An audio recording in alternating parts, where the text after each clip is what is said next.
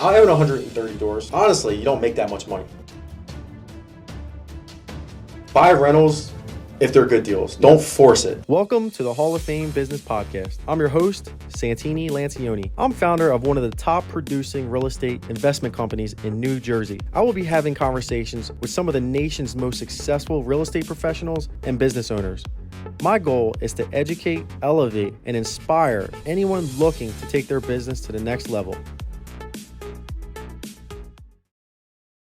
All right, welcome back to another episode of the Hall of Fame Business Podcast. We are joined today by my good friend and competitor, Phil Vaughn.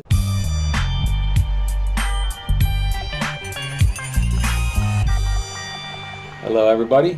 And I'm just his co-player, not the competitor. Now, Phil's actually someone that I look up to. He helped me grow in the business. I think I was in real estate probably a little bit before he was, but he has that life experience, that sales background, and that growth mindset that I was looking for. And him and I just hit it off early on. Sold me a couple deals. But super grateful for you, man, honestly. Appreciate that, and vice versa. Yeah, man. So real quick, tell me a little bit about your background and what you do today in real estate. So at 25, 26 years old, I got into the steel business, specifically rebar and concrete. We were supplying steel and materials for big foundations in New York City and North Jersey, sometimes in Philly, and high rises. So I did that probably for about 12, 13, maybe even 14 years. Really grew in that industry and loved it a lot. I'm from South Jersey, so I'll travel up there every single day. And some things, went down over there where I kind of hit my limit in income, and I was looking for something else. And so at about 3.5 years ago, I just quit cold turkey, left a huge salary, huge incentive plan, and just went all in real estate. Gotcha. Now, one of your mentors, local guy Joe Evangelisi. Yep. Was he kind of that kick in the butt you needed to go all in with real estate, you would say, or was there someone else? So if it wasn't him, I just knew I had to get around people doing it full time. Mm-hmm. So do I have a few minutes to explain? Yeah. Okay, so going up to New York every day was so awesome. For the first 5 to 10 years, it was very exciting. You get to deal with all the different personalities and nationalities, every race of person, the Asians, the Jewish, the Irish, the Italian mafia, just the Portuguese were real big in New York, putting up big giant buildings. And they all negotiated differently. It was real cool. I got a very colorful education from that environment. But I started getting sick and tired of it after about 10 years. And now where I came from, Santini, remember, I didn't graduate high school, 2 kids as a teenager. I wasn't able to go get a proper college education or anything like that. So I was like really insecure. I thought in South Jersey and Philly, you really had to have a degree to make big money. Mm-hmm. So in New York, to each their own. If you work hard, if you're smart, if you're clever, the world is yours in New York. It doesn't matter what color, what age, right, what background. You work hard, you network with the right people, you can do anything in New York. And so that was like my limited belief kind of. And I used to read this book all the time called An Acre of Diamonds. Yeah. And it was about the founder of Temple, Russell Cromwell. And in this book, he would say, of course, Temple's right in Philadelphia. He would say, hey, Philadelphians, this is early 1900s, stop going up to New York to give New York all of your gifts and talents. All your inventions, your ideas. You guys are going up to New York because that was the hot spot at the time. He says, bring it back down to Philadelphia. Give us all your energy because there's an acre of diamonds right here in Philadelphia. Yep. Basically, there's an acre of diamonds right there in your backyard. So it always inspired me. I'm like, man, I freaking hate New York now after 10 years. I got to get back home. I would be in Long Island, 8 o'clock at night. It's like a 3.5 hour drive after leaving, the Peter Luger's in Long Island at 8:30 p.m. I'm like, oh my God, I got a 3.5 hour drive home. Right. And so I felt so far. I was dreaming of getting back into my backyard. What could I do? I have some money now. I have some skills. Mm-hmm. And I saw a couple bosses of mine doing, real estate deals here. And so I was just looking for anyone that could help me plant here. And that's when I met, Joe Evangelisi. Gotcha. Now, how much money were you making before you left to go rent real estate? I was up to $330 a year. With the company truck, the insurance, the vacations, blah blah blah. It was hard work. It was still a rat race. But what? Now listen, these guys were very, very good to me. They gave me a shot, okay? Mm-hmm. But I have to keep growing in life. I just can't stop growing. You know, I don't care if I'm making $2 million a year. If I can't make any more, I'm going to go do something else. So I just remember that they gave me an incentive plan to make $1 million a year. And hopefully I have this right, because, you know, the guy I'm talking about, he may have a different story, but I hit the numbers where I could make $1 million a year, and he said, "Hey, I just can't. I got to stop you at 3:30. We have to change around the plan." Wow. I was like, "Oh no, I did all the work. I did the impossible work. I put us on the map. I got us the union stuff. I got us the 90-story building." And he's like, "I'm just so sorry. You know, a salesperson can't make that much here." And I said, "Oh, that's so a punch in the stomach." Right? Yeah. So right then and there, I said, "All right. Well, I don't care if I have to start back at zero," in which I proved that I did. I can't be limited. I cannot have a cap on top of me. That's why none of my sales guys have a cap. But yes, that's where I left off 3:30 over there. It's amazing. You think money is the motivator, and it is a little bit to get talent, but if you set expectations and you try to go back on that, the impact it'll do to that person or your company is insane. Even if someone's making, like you said, $200,000-$300,000 a year. I've done it, over the years because I'm a new business owner. And I tried pulling back on some of the commission structures, and you could just see how intense that is. Even though guys are making more money than anywhere else, but it's just, people start going sour when you start changing plans. I was in the '08 recession at the company, and we all took some haircuts, but we all fully knew that's a recession. You know, we want the company to stay alive. So you can make cuts in deep times like that, but regularly it's going to make people sour. Exactly. So I remember you sold me a deal in Paulsboro, and you were just kind of getting started into wholesaling and just real estate investing. I know you own some rental properties. How long did it take you from the point you went all in to actually having like some consistency to your business? So if you don't mind, I just want to backtrack just a few steps before that. So I went to my first mastermind group. I think it cost me 5 G's. Okay. And I was going to go buy and hold there. So that was my plan. I didn't want to wholesale. I was going to buy and hold, something like you did in the beginning. I wanted to get 100 properties, as soon as possible. And Joe Evangelisti said, "Phil, it's going to take you forever to replace that income. I know you have to get at least half that 330 going." Now, I was always very wise. I didn't have a lot of debt. I didn't have stupid expenses, so I was pretty solvent. But he said, if I was you, I'd go wholesale 100%. Sell everything come across. Don't hold it. Don't do anything, at least for a year. Build up that good income and then do whatever you want. So up until that point, I might have bought 2 duplexes before I went to the mastermind group. And then after that, he changed my paradigm. And at that mastermind group, Santini, I saw a couple, goofy people making big money in South Jersey. And I haven't quit my job yet either. Okay. And so I saw some goofy looking people making a lot of money in wholesale in South Jersey. And I thought, if they can do it, I can surely do it. Like, it's the same mentality as New York. Like, these guys are doing it. There's no excuses. So after that, I quit my job, went all in, 20 hours a day. My mind was on wholesale. I would say probably the 3rd month, I really started getting traction. The 6th month, just say you lose your shirt, you're all discouraged, you're going to quit. And then probably month 7 and 8, you build back up, and then that was downhill. Gotcha. I probably just got used to the pain. So really 7 to 8 months, it really started taking off, and then more bumps and valleys after that. But it always seems like you lean on at least a mentor or a coach. Always. You're very communicative to guys that you think that could add value to your life or work with. So let's talk about how important that is to you. Like, I know you went through these bumps and valleys, but you didn't do it alone. Like, who was there along the way? Just everybody. I mean, I am huge on having counselors around you. There's a lot of wisdom and a multitude of advice. So, it's personal people, personal mentors I don't pay for.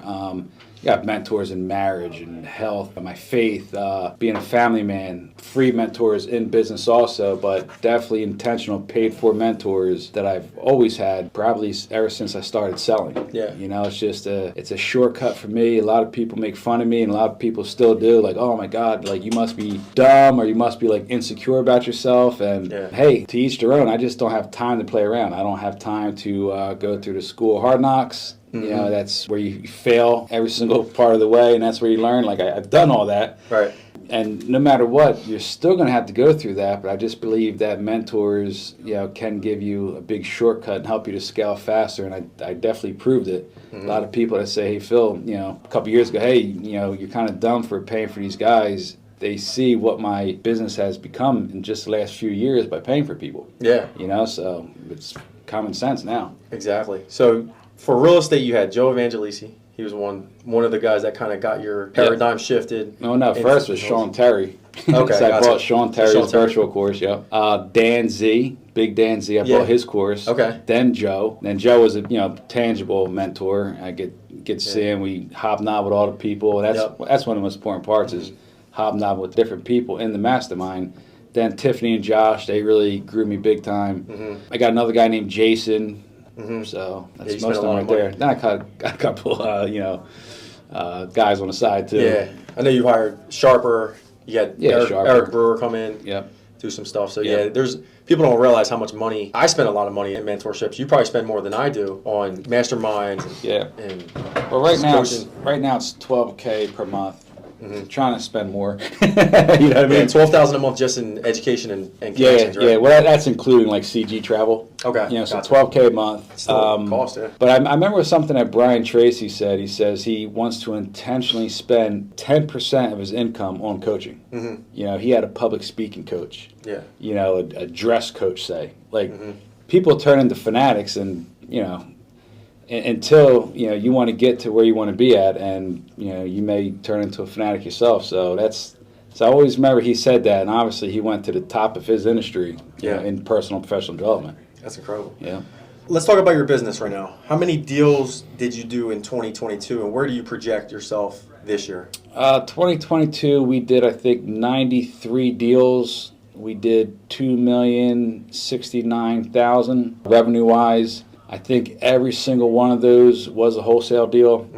We just started doing innovations now, so they're all wholesale deals, maybe a few like referrals, stuff like that. Gotcha. That's some big numbers, man. Yeah. I remember when wholesaling started picking up right before COVID. You probably don't remember this, but you said to me, it's almost impossible to do over $1 million in our market. Is that what I said? I'm pretty sure that's what you told me. That always stuck in my head. Are you sure I wasn't talking about the guy who told me that? Somebody said that. Okay. But that always stuck in my head, and I'm like, you know what? That was the ceiling. I thought that was the ceiling, but broke through that ceiling. We started getting into foreign territory. And I think just seeing you break through that, I broke through it. We had some other guys in the market break through that. It's incredible it's like that 4-minute mile. It's like, well, anything's possible. Right now we're supposed to be in a recession.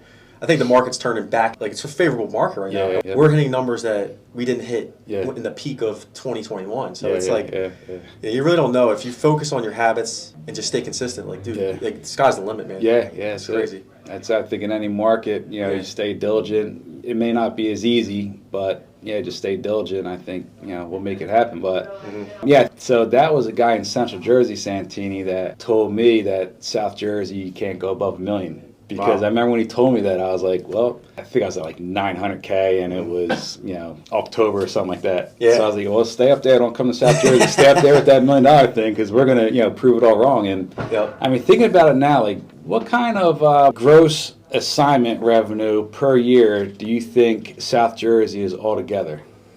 I would say around $8 million. It probably has a possibility of $10 million if you can start.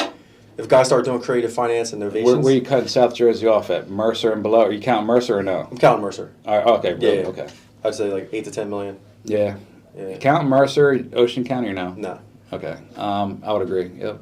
So, me, you, Justin, a few other guys. So, we have a lot more to tap into. And since I'm so happy to be home, I'm not leaving here anytime soon to go to other markets. I want to, go inch wide, a mile deep, and really extract and see what it really is. Absolutely, man. You just had a kid. Yep. What's that been like the last 2-3 weeks for you? He's a crying baby. Yeah. That baby's a crying baby. How have you adjusted to your business? Because I know that coming back after a couple weeks of dealing with personal stuff. Well, if the audience doesn't know, I had a child when I was 16 and 18, and it's really hard to remember, those nights, with the baby waking up and stuff like that. So, my youngest son's 23 years old now. So, this is a good experience. There's just much more love in my heart, dealing with my son. His name's Levi, but I think he's a little colicky, but still he's just the most handsome little boy. Yeah. And he just has the funniest mannerisms. So, obviously, we had that crisis with my wife, and she was in ICU, and I had to, keep care of her for 2-3 nights, and it was pretty hard on me, man. Yeah. I'll tell you that. I'm 41 years old, so it was very hard not sleeping, and still trying to assist a little bit into the business, but everything's perfect now, and he's, he's a real joy. Have you felt any like uplifting in your spirit, like your gratitude since you've had the baby? I sense like a different energy from it. From me? Yeah, since you had it. I mean, probably so, if you could sense that. I mean, I'm happy, very, very happy, and he just makes me laugh in a different way. Like, even last night, we're kind of holding him up in a different way, and he's like 26 days old, so his eyes are getting better every day, and he can see farther. Yeah. And just the way he's, like, looking at everything, and his face is so interested. Like, I was probably getting some belly laughs that I haven't had in years. Yeah. Just how locked in he was to stuff. So, I assume so, That's awesome, man. So a lot of people don't know this about you. A little personal. You had a tough upbringing, went through the juvenile systems, and I think the story that you have and your experiences can inspire a lot of people who are at rock bottom right now. You see a lot of drugs on the streets. You see a lot of guys getting locked up. People that have nothing to live for. Mm-hmm. And I'm not saying you were that bad, but I know that you were down and out for a while. Yeah. Just talk to me about how that happened to you and how you turned your entire life around. Well, I like to keep it super relevant with this. So I take full responsibility 100% for anything that has ever happened to me. I don't even care if I had bad parents or a bad uncle who influenced me. It's still my responsibility. But having a bad environment of people around you, what did not help the situation. That's why I'm so intentional with being around awesome people. Mm-hmm. I see drainers from a mile away. I don't care if you're successful or not. I'm seeing, like, are you on the up and up? Are you going up? Can you, help me benefit my life, and can I help you?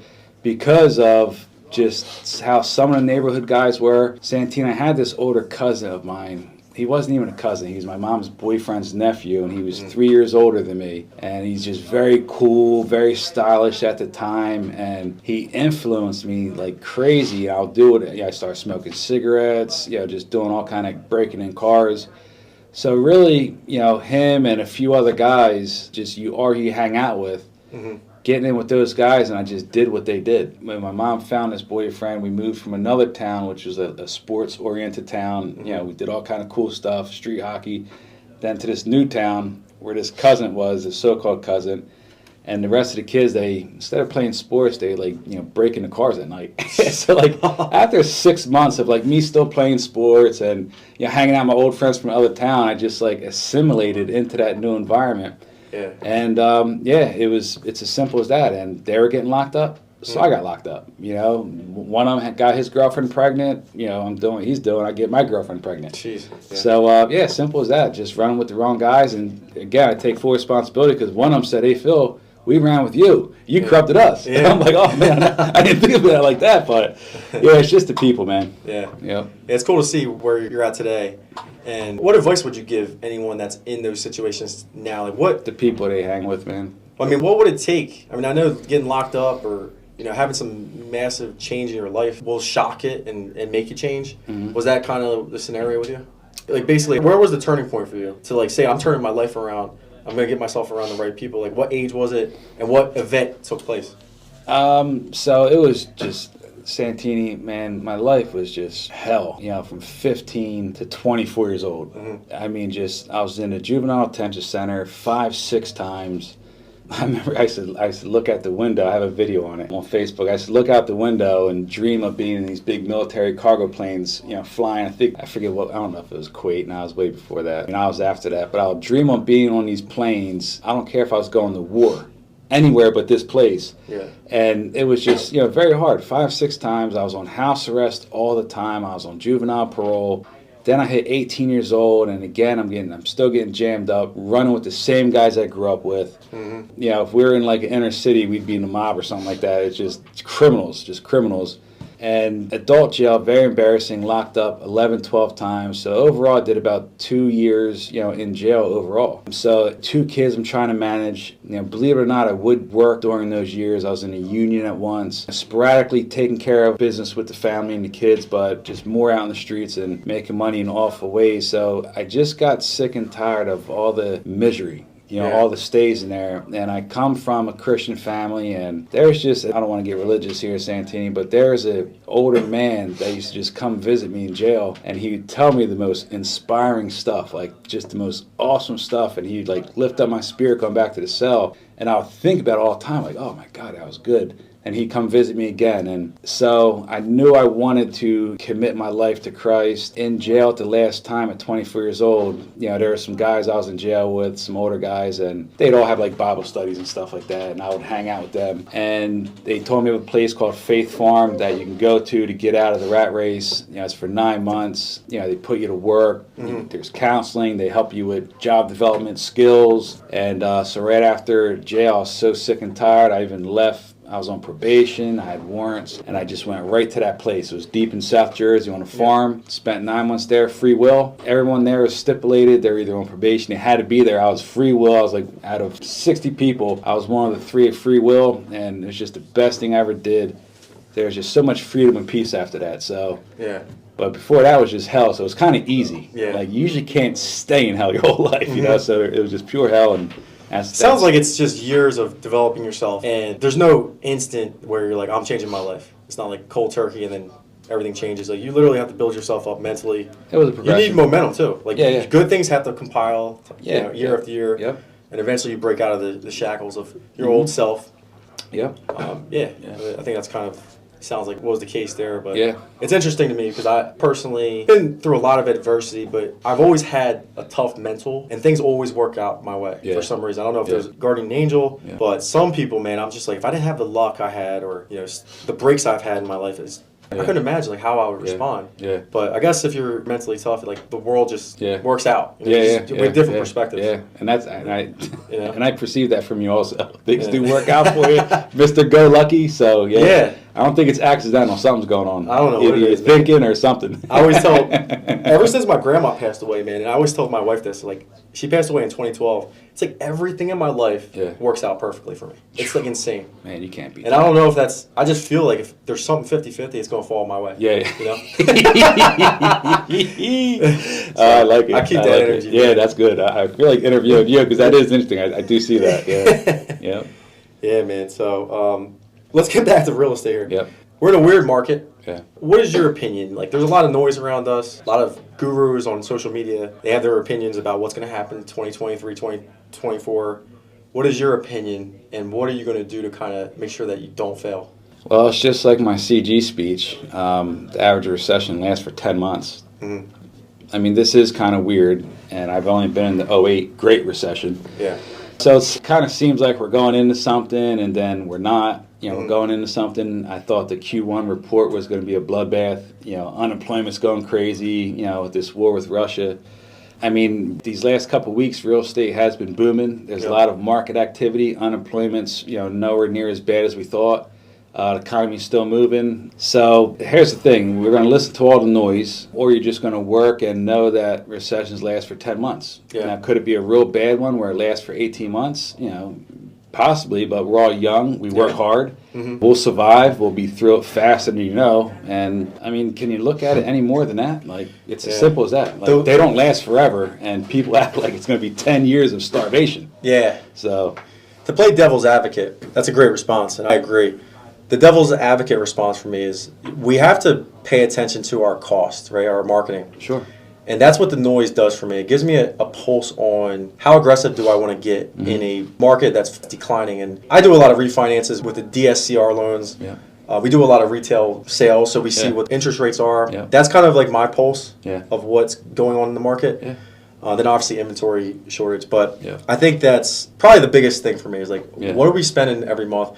Are we getting aggressive with our purchases? Are we, flying first class? Are we staying at the best hotels? Or are we going to fly in the back? Coach, am I buying a new car this month? Coach. Yeah, you don't know. Like, what does your expenses look like? So I think that's what the noise does for me is like, how aggressive do you want to go? How much money do you want to put out there for like hotels, flipping houses? I lend private money too. So if I find out that inflation hasn't slowed down and we're going to go up another quarter point, I probably will say no to someone that asks me for some private money. Yeah, gotcha. That's what I do with the noise. Yeah, listen, it seems like the camp was kind of split 50-50. A lot of people we know, they started double down. Tiffany doubled down, Eric doubled down, and it's working for them. No. But, you do a lot more rentals and stuff like that, so you may have to look at it pretty differently. I'm trying to stick with as much wholesale as I can. Now Novation, so I just don't have to worry about those extra things, with the rates. Yeah, exactly. That's nuts, man.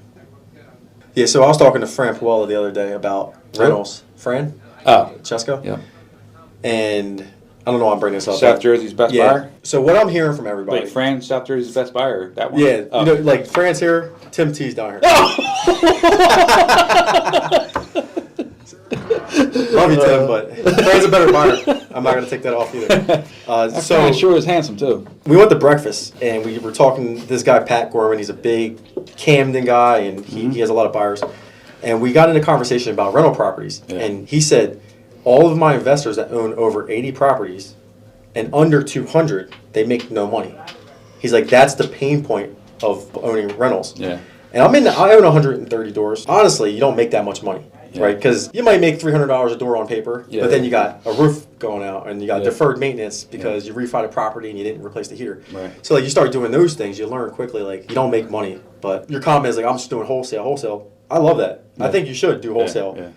Buy rentals if they're good deals. Don't force it. Like me, I have to get over 200 doors, or I'm going to sell all of them. Yeah. Like I gotta. Yeah. I don't think there's in between at this point. Yeah. And right now, with the prices being so high and interest rates being so high, you really just can't make money. Yeah. So at that point, I'm just going to buy cash flowing, or not even cash flowing, but like break even rentals in Class A neighborhoods and just pray for the appreciation over time. Yep. Like that Collinswood duplex. Well, that actually makes me money. But if I can go back and do things differently, I would have bought in the best neighborhoods. Gotcha. And don't worry about the cash flow because the rents are going to be solid. Yeah. The appreciation is you're going to make your money on the appreciation. I agree. That's my thought process on that. I think Pat Gorman's probably talking about the single big Camden buyer. He has a couple.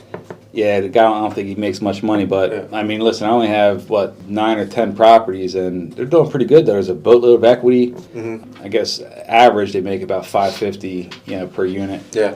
But I don't know, Santini. I mean, you know more than me, but I know a couple guys that don't have that many that are doing very well. Yeah. With their portfolio. Like they said, under 80 properties, you can make a lot of money. Yeah. It's basically it comes down to self-management. Like Steve Kidness, he self-manages all his rentals, and he has a niche where he rents out to the Spanish neighborhood. Yeah.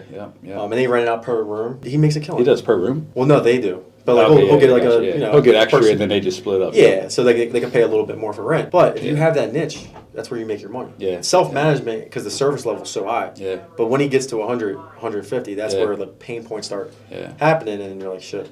See, for me, COVID kind of put a bad taste in my mouth about New Jersey with these tenants. I had 2-3 tenants that held me hostage, one of them for like 15 months.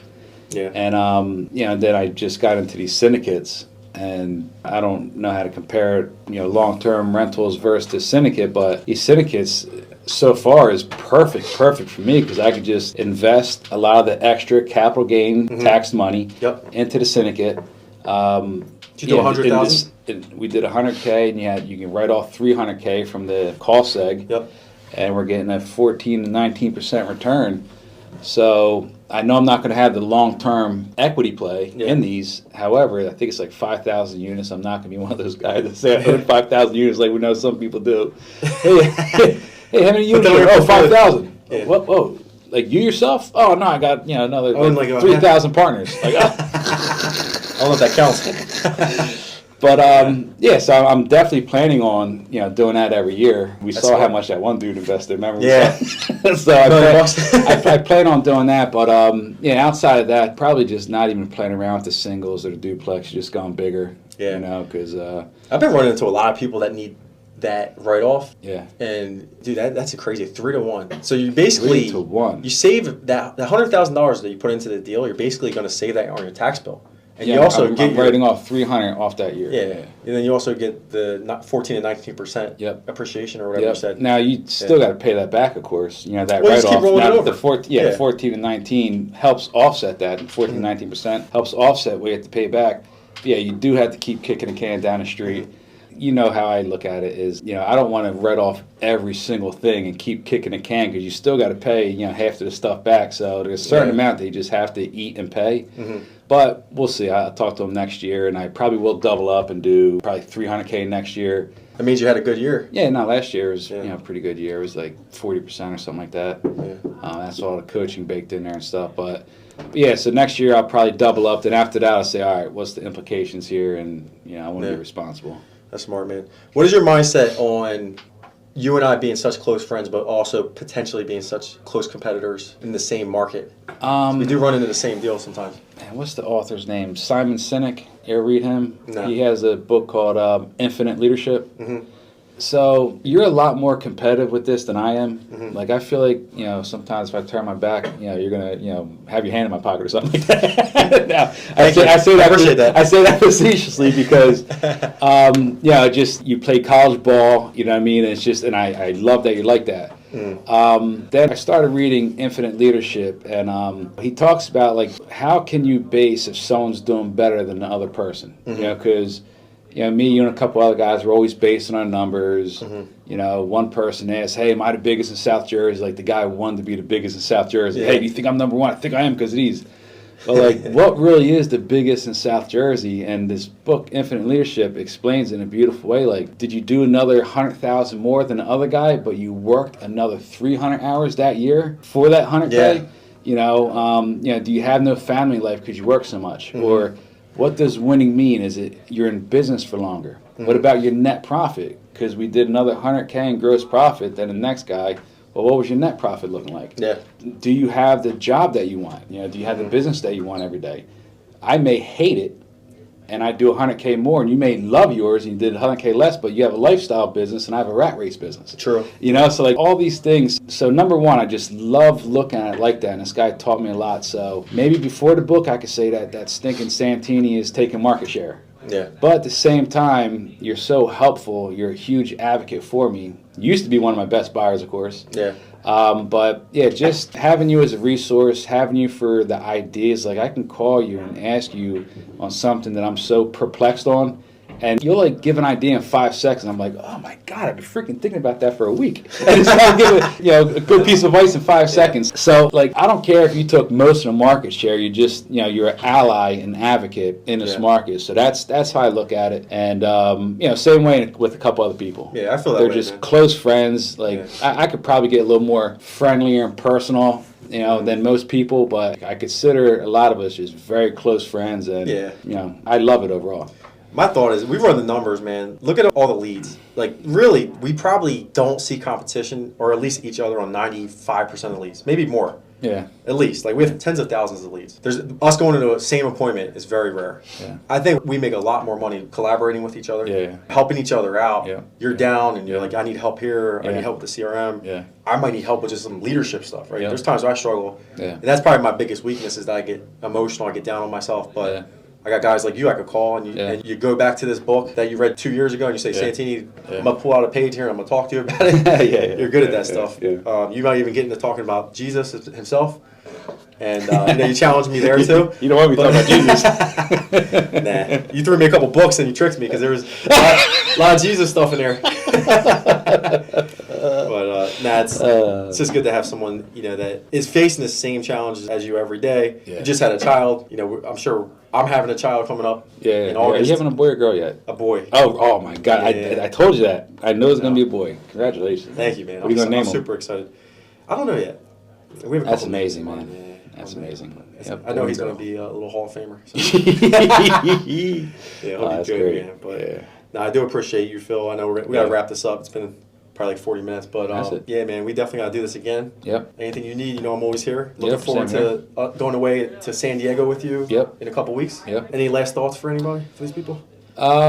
Just I don't know what type of person here is listening, but if anyone is wanting to get just more into real estate, take a leap. You got to trust in yourself. Take the leap, bet on yourself, burn your boats behind you, and most of you will make it if you just have that right mindset. Yep. Great words from a great man.